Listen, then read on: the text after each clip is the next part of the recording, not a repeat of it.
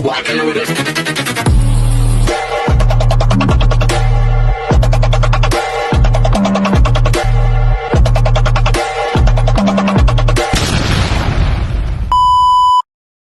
Hi everyone! It's your Mama Sam dito sa Sam TV. Kamusta naman kayong lahat? So, syempre story time tayo ngayon. Alam nyo naman, ang Sam TV ay isa sa mga hinahatid ko sa inyong kwento na nangyayari sa mga buhay-buhay natin. O, yan! Kaya ngayong araw na to, ang chika ko sa inyo ay regarding dito sa experience ko tungkol doon sa kaibigan ko. Yes! Kaibigan. Hindi ka relasyon. Kaibigan. Isang matalik na kaibigan na nakakaloka. Siyempre, humingi ako ng permission sa kanya na ikwento ko to. So, para din to sa atin lahat. Kaya parang feeling ko, pwede ko to i-share. So, nung bata kami, yung mga teenager kami, syempre magkasama kami lagi. Tapos, alam mo yon, masaya yung buhay namin. Hindi naman kami masyadong out na out talaga. Sa pamilya ko, okay, hindi naman sila nagtatanong, hindi naman na pag-uusapan kung ikaw ba ay bading. Pero sa pamilya niya, medyo questionable kasi parang, alam mo yon, lalaki siyang tignan. Tapos pag yung may tinatago talaga siya sa sarili niya. Pero pag magkasama kami, sa akin lang yan na-open lahat. And then, ayun, hindi naman kami nagkaroon ng something, as in talagang best friend lang. Tapos, meron kasi siyang inaatenan na grupo-grupo na parang mga Christian kasi ang family nila ay Christian na. Yung, hindi ko alam kung born again ba, ayun, hindi ko yon. Pero kasi dati, may na-experience na rin ako na sumali dyan. Saka ko na ikukwento sa inyo, no? So, yun. So, ako, ang pananaw ko kasi sa buhay, tinry ko naman yung born again, tinry ko din yung Jehovah, kasi merong mga nagpipreach sa akin. Maganda, may talagang focus sila sa pananalita ng ating Panginoon at gusto ko. Kasi gusto ko kasi mas lumalim pa yung relationship ko kay God. Kaya lang, isang araw na find out ko talaga sa sarili ko na parang, oh my God, nagsisimba ako noong Christmas, siguro 2 years ago o 3 years ago. Dito na, so nagsimba ako. Pagkatapos namin magsimba paglabas ko sa simbahan, parang may na-feel ako sa puso ko na, alam mo yung happiness talaga. Kasi parang ang sarap talaga ng feeling na maging isang tunay na Katoliko, di ba? Yung kumbaga, parang paglabas ko sa simbahan, sabi ko, pinanganak akong Katoliko. Gusto kong mamatay na Katoliko din. Yung mga ganon, may ganon akong moment na naramdaman. Sabi ko, Lord, ang pagkakakilala ko ay isa akong Katoliko. So, hindi ko kasi parang hinahanap ko kasi yung religion na para, kasi di ba, umaattend nga ako sa born again, tapos yung may nangyari, ayoko na doon. Tapos, pumunta naman ako dito sa Jehovah, may kasamaan ako sa trabaho na parang, okay naman sila, pero hindi din parang, meron talaga akong hinahanap sa puso ko. Tapos yung parang isang beses sa pagsisimba ko, natagpuan ko doon. Na parang paglabas ko, sabi ko, Lord, this is it. Promise ko sa iyo, isa akong Katoliko. Mawawala ako sa mundong to na Katoliko. Yung ganon. So, parang happy na ako at kontento na ako kung ano yung merong religion ako. And then, kung kaya kong bumisita sa simbahan, bibisita, yung mga ganon. Pero kasi noon, itong kaibigan ko, pinupush niya talaga ako na, tara, mag-born again tayo, ganon. So, ako naman, parang, okay, so tinry ko. Pagkatapos siya, lagi niya sinasabi sa akin sa magbago na tayo kasi sabing ganon, ayaw daw ng Diyos na bakla tayo, yung ganon. Ang mga sabi ko pa nga sa kanya, bakit kinausap ka ba ng Diyos? At sinabi niya ba sa'yo yun? Ganon yung mga dialogue ko sa kanya. Pero naiintindihan ko yung gusto niyang mangyari, gusto niyang magbago. Pero kasi ang sagot ko sa kanya, hindi naman to sakit na parang iinom ka ng paracetamol, bukas magaling ka na. O, di ba? Totoo naman kasi yan kumbaga parang nasa loob yung kumbaga parang ako, katulad niya, yung pagiging bakla ko, hindi ko naman to pinilit, hindi ko naman siya choice. Kumbaga parang lumaki na lang ako ng ganito. Kumbaga parang anong gagawin ko? Mas nagkaka-interest ako sa lalaki kaysa sa babae. And then hindi talaga ako nagkaka-interest sa babae. parang nagagandahan ako pero hindi ko talaga siya kinalakihan na alam mo yun, na gano'n. Kasi from the start pa lang, alam ko na sa sarili ko kung ano ako. Tapos lagi niya sinasabi sa akin, so magbago na tayo kasi ganito, ganito. Sabi ko kung gusto mo magbago, magbago ka. Kasi syempre, uma-attend daw siya ng born again, ganun, ganun. Sabi ko kung ayan yung gusto mo, go, go, go, go. Di ba? Kasi yun yung gusto niya eh, o choice niya yun eh. O, pagkatapos, eto na.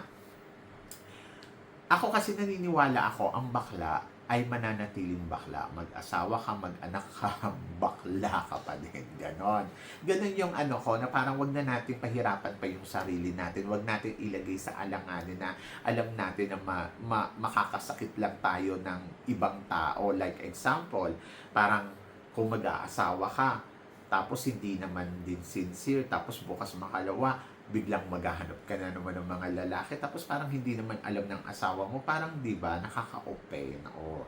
So marami ako kasi akong kilalang ganun, na parang ang dami kong kaibigan na may mga asawa sila, may mga anak sila, pero ang ginagawa nila pagdating sa gabi ay dar na sila, ganon. So parang ayokong pakialaman yung mga buhay nila, pero parang feeling ko may mali. Oo. Dapat piliin mo kung ano yung gusto mo at kung paano ka mamumuhay ng tama na wala kang nasasagasaan at wala kang nasasaktan. Ganon talaga yung pananaw ko. Pero ito kasi si kaibigan ko, talagang totally nag-change siya dahil sa hingkayat sa kanya ng mga friends niya doon sa religion nila na sinasabi na parang, oh, mali yan, ito ang gusto ng Diyos para sa'yo, at ito yung dapat mong gawin. So talagang ginaid talaga nila ng bonggang-bongga. At in fairness naman doon sa kaibigan ko, ayoko na sabihin yung pangalan. So, in fairness sa kaibigan ko, nagbago talaga siya. Nagkaroon siya ng girlfriend. Tapos, ayun pa rin, magkaibigan pa rin kami. Sabi ko sa kanya, okay, kung yan yung gusto mo. Hanggang sa ako naman, pinuporce niya. Sabi ko, ano ka ba? Hindi ako tomboy. So, yon. Pagkatapos, hanggang sa dumating yung panahon na kinasal silang dalawa ng asawa niya. Alam nyo, napakabait ni babae, napakasimple, mukhang inosente, ganon. Oo, sobrang natutuwa ako para sa kaibigan ko kasi parang ang feeling ko noon, ito na siguro yung perfect girl na makakaintindi sa'yo, na alam mo yon na parang ayan, okay, so parehas sila ng religion, Chubachenes, and then happy din yung mga friends niya doon sa religion nila kasi nga parang ang feeling nila, so wow, successful tayo. So eto na, dumating ang mga ilang panahon, biglang etong si lalaki, bumalik sa mga ginagawa niya na hindi alam ng asawa niya. Alam niyo ba kung saan pupunta si lalaki? Sa sauna. Yes! Alam nyo guys, sa totoo lang, nakarating na rin naman ako sa mga ganyan-ganyan. Pero hindi ko talaga siya gusto. Kasi parang ang feeling ko, para lang siya sa mga may area na tao.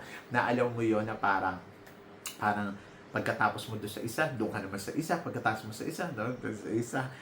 Hindi ko talaga siya type. Hindi ako sa nagmamaganda. Hindi ako sa nagmamagaling. Siguro kung single ako, meron akong parang kukuha ako ng, alam mo yun, kung sino yung type ko, pero hindi ako palipat-lipat. Siya lang yung babalik-balikan ko hanggang sa maging karelasyon ko yan. Yung mga ganon. Ganon yung nangyayari sa akin. Pag hindi na siya bumalik, okay, hindi niya ako gusto. So, doon lang uli ako magsisearch ng another one. Yung mga ganon. Ganon ako, yung nung single ako. Kasi bihira naman ako talaga yung maging single eh. Parang feeling ko pagkatapos ko sa isang relasyon, tapos ang gagawin ko, okay, so rarampa na yung bakla, tapos ayun, may makikilala, tapos yung makikilala mo, syempre gusto mo yung nakilala mo, so ayun, magdi-date-date kayo, so paulit-ulit lang kayong dalawa. Hindi yung parang may dinidate ka, tapos may dinidate ka dito, may dinidate ka doon, hindi ako ganon. So talagang pang one-to-one lang talaga ako. And then, ayun, yung sinama niya ako dun sa dati, nung hindi pa yung nag-aasawa, siya yung nagdala sa akin sa ganun.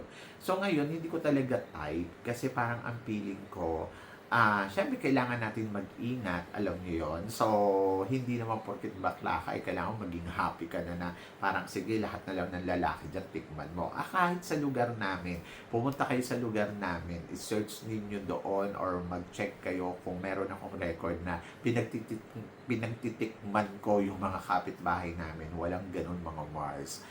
Ano ako, kumbaga parang gusto kong irespeto yung pagkatao ko. Ayoko din kasi na parang pinagchichismisan nila ako na parang, uy, alam mo ba yan, gano'n. Ayoko ng gano'n. Siyempre may mga experience tayo na, alam mo yon nung kabataan natin na parang tinatry na, o alam mo, gano'n. Pero, hindi eh. So, ayokong, ang pili ko kasi noon, babae ako na, ayokong ang sabihin nila na nalaspag na nila ako. Ganon! Na natikman nila ako, yung ganon. Or natikman ko sila. Yung ganon. Siyempre, may mga crush-crush ka. O yung mga crush ko nga dati, hanggang crush lang talaga. Pero, mayroong nga nag-ating, pero parang hindi talaga ako natuwa kasi parang hindi ko alam kung anong move ang gagawin ko kasi iba yung nararamdaman ko sa kanya, hindi yung gusto ko siyang tikman, gusto ko siyang maging akin. Yung ganon. Hindi yung parang crush mo siya dahil gusto mo siyang tikman. Hindi eh. Gusto ko siyang maging akin. Yung gusto ko maging kami. Ganon. Hindi yung parang dahil lang sa ano. Yung ano mo yun. And then, okay, balik na tayo doon kay kaibigan. Si kaibigan, eto na. So, hindi alam ng asawa niya, rampa-rampa uli. At hindi niya sinasabi sa akin. Kumbaga parang gumagawa na siya ng sarili niyang multo na hindi alam ng lahat. Siguro dahil gusto niyang panindigan yung sa mata namin lahat na nagbago na siya, na gusto niya i-prove sa amin na parang ang bakla ay pwedeng magbago. Yung ganon. So ako naman parang hindi naman kasi din ako na parang tignan ko nga. Wala akong ganong ego. Kung saan masaya yung kapwa ko, okay ako doon. Sa totoo lang. At hindi rin ako inggitera. Kung lumayo ka sa akin dahil gusto mo magbagong buhay, go, go, go. Wala akong problema dyan. Kasi karapatan niya yun. So, eto na. Dumating ang araw na bigla siyang nagkasakit. At alam nyo ba guys kung ano ang sakit ng aking kaibigan? Aida Versosa. So, lumapit siya sa akin. Kinausap niya ako. Sabi niya, Sam, alam mo ba, may ano ako, Aida. So, naloka ako kasi parang yung mga time na yun, hindi pa putok na putok yung Aida sa Pilipinas. Yung kumbaga parang hindi pa ganun kadami. Kumbaga, yung mga panahon pa noon, kasi itong mga panahon na to, mga 2004, ganon, 2003, ganon.